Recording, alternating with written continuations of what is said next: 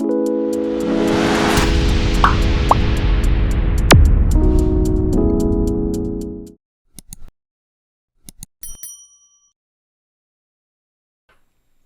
everyone, myself Nigar Sultana and you're watching RN Digital Learning. In the previous video we have studied the concept of arrays, what are the examples of arrays, and we have discussed what are the operations we have performed on array. So in this video we will discuss the first operation, that is traversing of an array. Let's understand what is traversing.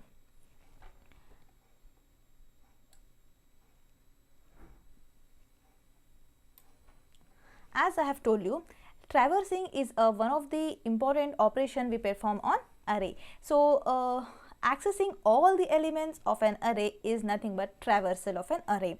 We are going to visit each and every node or each and every element of an array, and displaying on the screen is nothing but traversal. Let's see, let's take a real-time example. Suppose a teacher wants to access the information of each and every student who are sitting in the first row.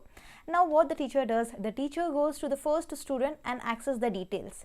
Then the teacher moves with the next student and access the details. Likewise, the teacher will move from one student to another student, visiting each and every student and collecting the information. Similarly, here also the accessing of all the elements of an array sequentially is nothing but a traversal. Let's understand this traversal with the help of program. So this is a program of traversing of an array. So the first hash include stdio.h. This is a header file which will be placed in each and every program. So now this hash include stdio.h, what does it mean? So this is a standard input output library where all, see this printf, scanf, all these built-in function will be present in the standard input output library. So why do we write this? Because to include all these standard input output functions, we make use of this hash include stdio.h. Next comes the main function. Main function is a user defined function wherein the actual execution of a program starts from the main function. Next comes the int rank of 5, 10, 20, 30, 40 and 50. What does it mean? So this is the initialization and declaring of an array. So let's understand one by one. So here we have int. Int is a data type. Here we have 10, 20, 30, 40, 50 are of which data type? It is of integer data type. So in the previous video already we have discussed how to declare and initialize an array. The syntax of declaring and initializing an array is, first we will mention the data type. All the elements of an array is of which type. So here in this example, like 10, 20, 30, 40, 50 is of integer data type. Next we have rank of 5. What does it mean? So this rank indicates the name of an array. Here when we declare an array, we must give the array name. So in this declaration of an array, the name of an array is our rank. And what does this 5 indicates? 5 indicates the size of an array. Means what? We can store 5 elements in an array. So now these are the initialization of an array, like 10, 20, 30, 40 and 50. So let us take, see here in this array, the array name is rank, as I have told you. Now the first position we will place 10, in the next position we will place 20, then 30, then 40 and 50, because all the elements will be arranged in a sequential order. Next comes int of I. So int I, so here I is one variable where, what is a variable? The value can be changed during the execution. So I will be of type integer. So why do we use I here? I is utilized in the for loop. Later we will discuss why we are using the for loop. Next is a printf function. Printf function is a standard input output function which is stored in the stdio.h. To use this printf, we are including this stdio.h. Now let's see what is the use of this printf function. Printf function is used to display the content which are present in the double quotes. So now the elements of an array are, see here we are displaying which are the elements which are present in the array. To display that, we have used one string, that is the elements of an array are exactly this which are written in the double quotes will be displayed onto the output. Now for I is equals to 0, I is lesser than 5, I plus plus. What is this? Why are we using this for loop? To access each and every element of an array, we make use of this for loop. Now we will be at the first element, that is 10. Now we want to access the next element which are present after 10. To move from one place to another, or to traverse from one index to another, we make use of this for loop.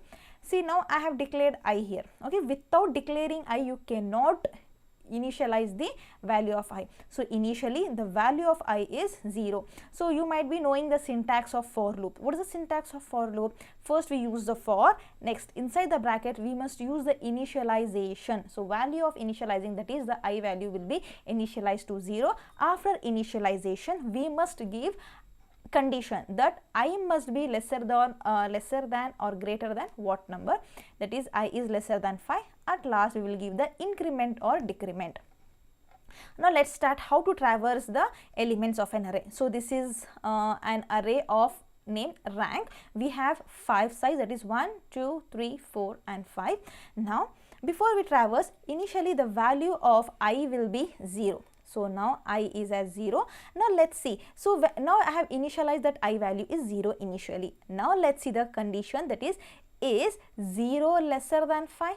Yes, it's true. When the condition is true, we will enter into the loop. That is, we have, see, as I have told you, the printf is used to display the content which is written in the double quote. So here, what is this %d? %d is used to display the integer values. Now we have like %d for integer, we have %c for the character, %f for the floating and %s for the string. So now I need to display the integer value which are present in an array, that is 10, 20, 30. Now 10 is an integer. To display the 10, we make use of this %d. Now this /t is used for tab. If you want to give space between one element to another, we make use of /t. Now here we have /n. So why do we use this /n? /n is used to print in the next line. If you want the pointer to be placed in the next line, we make use of /n, and /t is used for tab, means we will give space between the elements. Now %d, what is this %d? So now this rank, we have rank is a name of an array. What is this I? That is rank. I takes the value as 0. So initially we have taken the value of I is 0. So this is my 0th index. This is my 1, 2, 3 and 4, isn't it? Now the name of an array is rank. Now let's see what is rank of 0 holding. So now the rank of 0 is holding what? 10. So in the printf we are going to print the rank of 0. So in the output your 10 will going to display. So now initially, so now when the value of I is equals to 0, I will be displaying the value as 10 in my output. So 10 will be going to print. Next I have tab there, so it will leave some space there. Next what happens? I'll be incrementing the I value. So initially the value of I was 0. Now the I value will be equals to 1. So after giving the value as I is equals to 1, I'll be comparing the condition. See, I'll check the condition whether 1 is lesser than 5. If it is true, I'll enter into the loop. Yes, 1 is lesser than 5. When enter into the loop, I'll be printing %d. Now, what is %d will be replaced? %d will be replaced by rank of I. So, what is the I value here? I value is 1. Now, let's see what is rank of 1. Rank of 1 is holding what? Rank of 1 is holding 20. So, now 20 will be printed. So, initially my output was, when the I value was 0, 10 was printed. Now there is some space here, leave the space because I have used the /tab. /t is used for tab. Now when the I value is equals to 1, my pointer will be incremented by 1. That is, now I am accessing the second element, that is 20. So now it is 20 will be printed here. Now as soon as I print 20, what happens? Again I need to increment the value. Now my I value will be, after incrementing, it will be 2. Now I need to check the condition whether 2 is lesser than or 5 or not. When I check the condition, is 2 lesser than 5? Yes, this is true. When it is true, I'll be inside the loop. Now again I'll be printing %d. What is %d is holding? In spite of %d, the value of rank of I. What is the I value? It is 2. What is rank of 2? See, the 2 is it is 30. Now the I value is 2. At the point of I is equals to 2, the value is 30. See, slash tab means slash is nothing but I'll leave some space and I'll be printing the rank of 2. Then similarly again we need to increment the value of I. I will be 3 now after incrementing. Before it was 2, now it has become 3. Now check the condition whether 3 is lesser than 5. Yes, it is true. Come inside the loop. Now when the value of I is equals to 3, what is the third position? It is 40. 40 is going to printed, like rank of I is 3, rank of 3 is holding 40. 40 is printed. Now what happens? Again I will increment. I is equals to 4 now. Let's check the condition.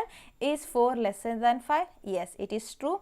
Next I must print the rank of 4 now. See, rank of I is, that is I value is 4. What is rank of 4? Rank of 4 is holding 50 now. So 50 I am going to print. Now again I must be incremented. When I increment I, see, I is incrementing now. When I get increments, what happens? I value will be 5. I'll check the condition whether 5 is lesser than 5. No, it is false. When the for loop condition false, we must come out of the loop. So now by using the for loop, we have displayed all the elements of an array like 10, 20, 30, 40 and 50. Now by the use of this for loop and this traversing concept, we have accessed all the elements of an array. In the next video, we'll learn how to insert an element into an array and how to delete it. Thank you for watching RN Digital Learnings. Do subscribe, like and share the video.